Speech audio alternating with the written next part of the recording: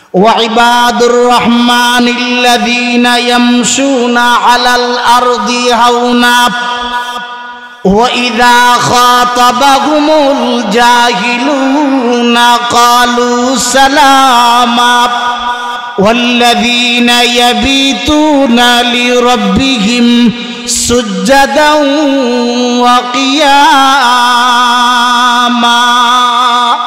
আল্লাহ তাআলা এই আয়াতের ভিতরে ঘোষণা করেন ওয়া ইবাদুর রহমানিল্লাযীনা ইয়ামশুনা আলাল আরদি হাওনা।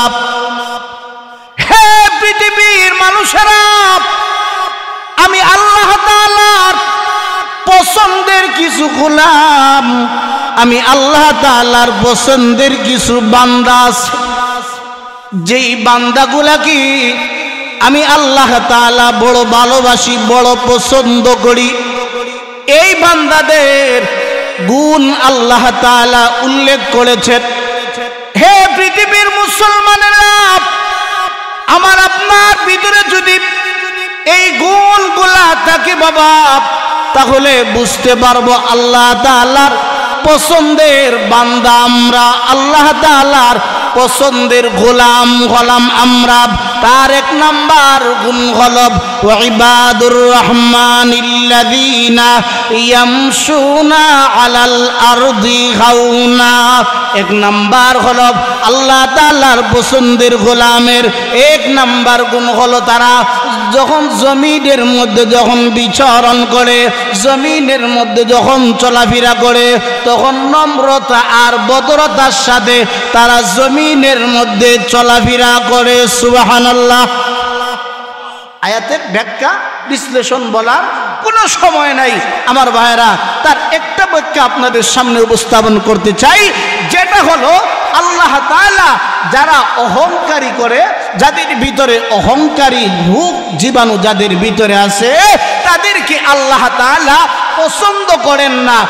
আর যারা অহংকার মুক্ত, যারা তাদের জীবন পরিচালনা করে, যারা জমিনের মধ্যে অহংকার মুক্ত জীবন নিয়ে, যারা জমিনের মধ্যে অহংকার ছাড়া, যারা নম্রতা আর ভদ্রতার সাথে যারা জমিনের মধ্যে চলাফেরা করে, এরা হলো আল্লাহ তাআলার পছন্দের গোলাম। সুবহানাল্লাহ। এই জন্য আমার ভাইরা, এই জমিনের ভিতরে আল্লাহ তাআলা আমাকে আপনাকে, এই জমিন আল্লাহ তাআলা সৃষ্টি করলেন, এই আকাশ আল্লাহ তাআলা সৃষ্টি করলেন, চন্দ্র সূর্য লৌহ কলমের ভিতরে অসংখ্য অগণিত মাখলুকাত আল্লাহ তাআলা সৃষ্টি করলেন। এই সব সৃষ্টিগুলার কারণ হলো আমার আপনার সেবা করার জন্য আল্লাহ তাআলা পৃথিবীর মধ্যে ওই সমস্ত বস্তুগুলা আল্লাহ তাআলা সৃষ্টি করেছেন। এই জন্য আমার ভাইরা, এই জমিনের ভিতরে অহংকারী নিয়ে এই জমিনের ভিতরে চলা যাবে না। অহংকারী মুক্ত জীবন আমাদেরকে পরিচালনা করতে হবে। যেই জমিনের মধ্যে আমি আপনি, যেই জমিনের মধ্যে দাঁড়িয়ে অহংকারী নিয়ে যেই জমিনের মধ্যে আমি আপনি চলাফেরা করি, হে আমার ভাইরা, এই জমিনের ভিতরে এমন এক সময় আসবে, যেই সময়ে এই জমিন থেকে আমাকে আপনাকে এই জমিনের অনেক গভীরে 3.5 হাত অন্ধকার কবরের ভিতরে আমাকে আপনাকে যেতে হবে। আমার ভাইরা, এই জমিনের মধ্যে চলাফেরা করি, আবার এক সময় আসবে এই জমিনের ভিতরেই আমরা থাকবো, তবে জমিনের ভিতরে কবর করা হবে। এই অন্ধকার কবরে আমাকে আপনাকে নিয়ে যাওয়া হবে।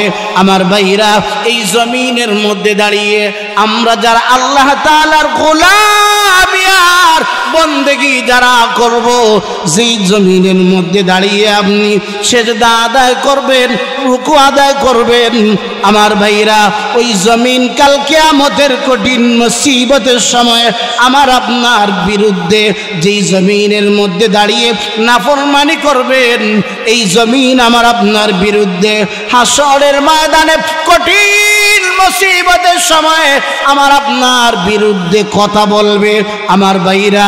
আর যেই জমিনের মধ্যে দাঁড়িয়ে আল্লাহ তাআলার গোলামি আর বন্দেগী যেই জমিনের মধ্যে দাঁড়িয়ে করা হবে আমার ভাইরা, পরকালের জগতে এই জমিন আমার আপনার জন্য আল্লাহ তাআলার দরবারে দরখাস্ত করবে আর বলবে, আয় পরওয়ারদিগারে আলম, তোমার ওই বান্দা আমি জমিনের মধ্যে দাঁড়িয়ে তোমার বান্দা সেজদা আদায় করেছে, রুকু আদায় করেছে, তাসবিহাত আদায় করেছে, ওগো মালিক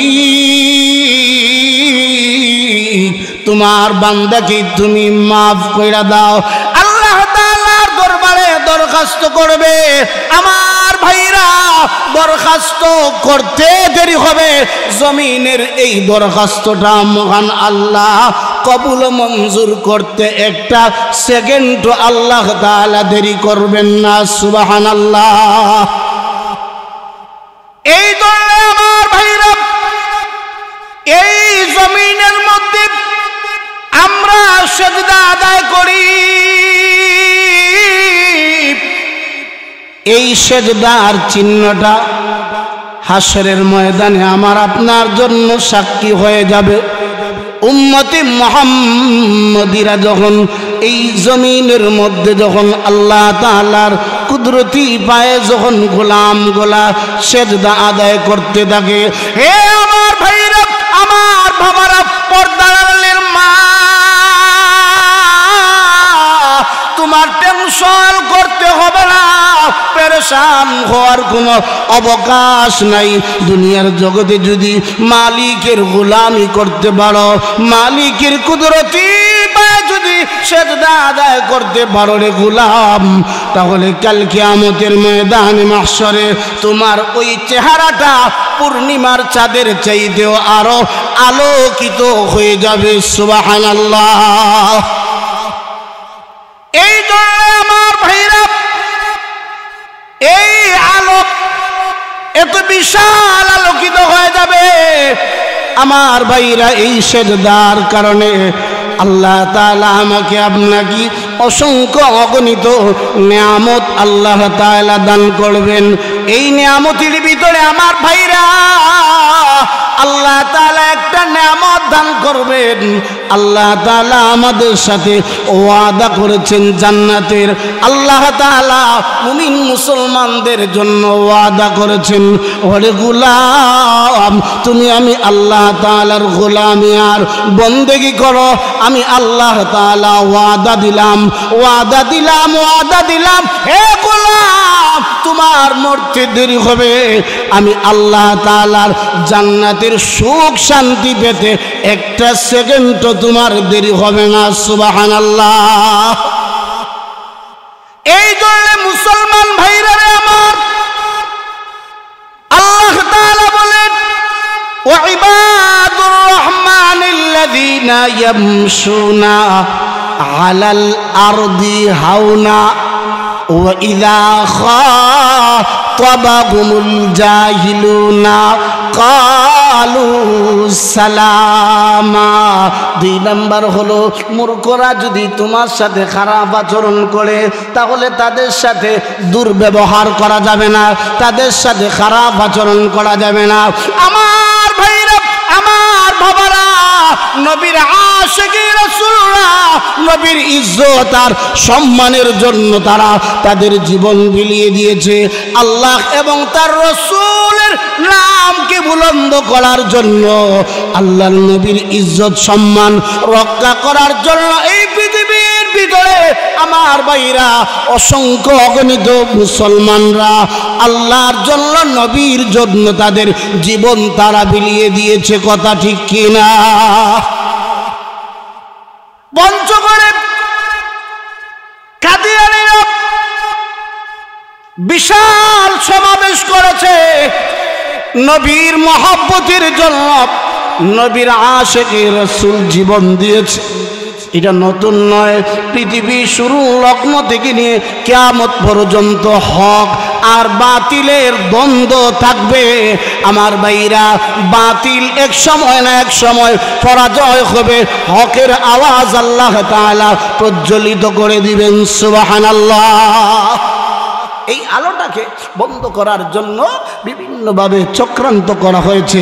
আল্লাহ তাআলা বলেন, ইউরিদুনা লিইউতফিউ নূরাল্লাহি বিআফওয়াহিহিম ওয়াল্লাহু মুতিম্মু নূরিহি ওয়ালাউ কারিহাল কাফিরুন। আমার ভাইরা, আল্লাহ তাআলার সেই আলোকে বন্ধ করার জন্য বেঈমান কাফেররা ষড়যন্ত্র করেছিল।